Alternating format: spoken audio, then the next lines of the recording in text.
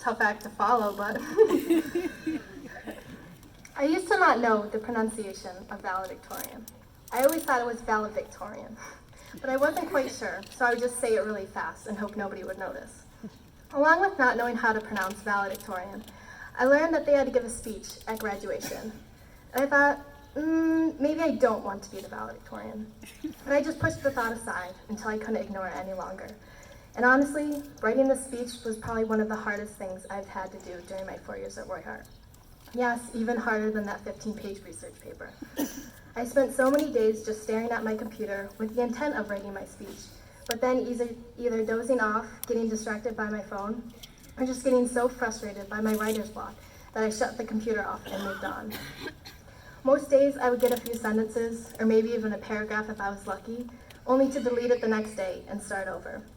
Kind of like what I did last night when I deleted my whole intro and rewrote it. I brainstormed constantly and bounced ideas off of different people. That was the part I liked most about constructing my speech. All the conversations I've had with teachers, friends, and family about different ideas.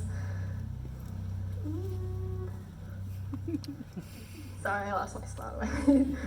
Some inspiring, some funny, some just flat out weird, and some terrible as well. It's almost as if the speech is a combination of all the wonderful people in my life, which is pretty cool, I think. So with all these ideas came now the process of putting them into words, and that's where I got stuck. I started to do some research on speeches, and I found a full template for a valedictorian speech, fill in the blank and everything. Now, I could have used it and gotten out of the stress of writing the speech, but there's nothing genuine about it. And as we all have to sit here for quite a while, since there are 117 students graduating, I figured I'd make a sort of interactive speech, an activity called Grad Libs. So if I could just have some help from the class of 2019 one last time. It's only a few words, so don't worry. So shout out your answers, and please keep them appropriate. So I'm gonna need a year. 2000. 2000, I heard, sorry.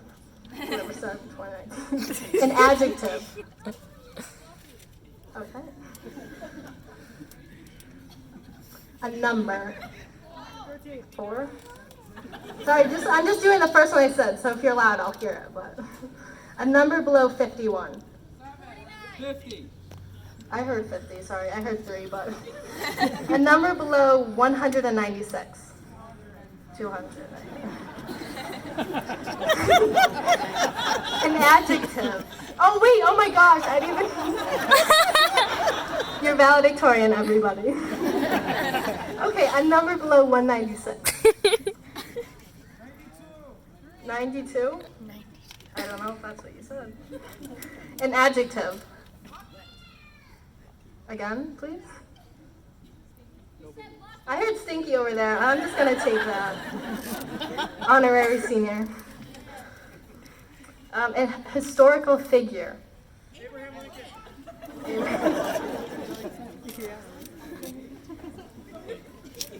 A year, a different year. Or the same, I guess. 1967. I need a random name. Nathan. A beloved celebrity. Axl Rose.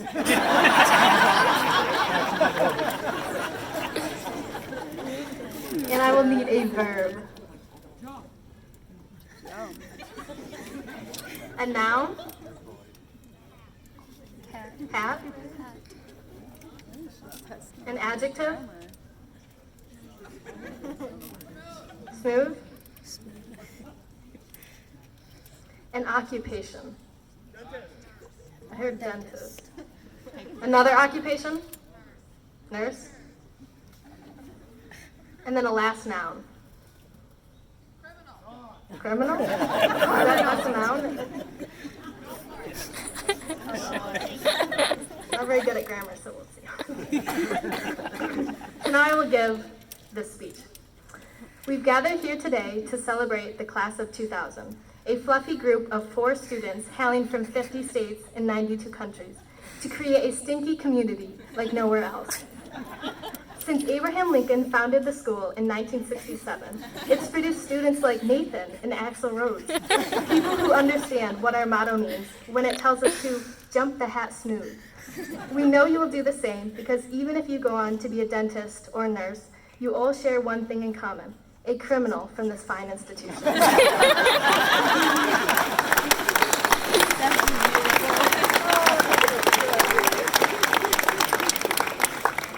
Life is like a Mad Lib. It's unpredictable. It doesn't always make sense and can go in all directions, but there are no wrong or right answers. It's just what you make of it. I wrote about 7 different speeches before I found one that fit me best. If it takes me more than 7 tries to write a speech, imagine how hard of a time I, or any one of us, will have choosing a career. I don't know what I want to do with my future, and for me, there wasn't enough time in high school to make that decision. I felt like I wasn't able to experience enough to know what would really make me happy. So that's why I decided to take a gap year and travel to Germany through Rotary Youth Exchange. Don't feel like you have to know what you want to do. Just take your time, figure out what makes you happy, and just live.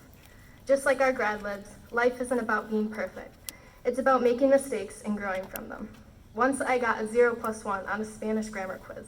A 0+1. But I got that bonus point, so it's okay. A perfectly filled out Mad Lib is no fun. But the crazy ones that make no sense, those are the ones people remember most. Congratulations to the class of 2019. I wish you all the best.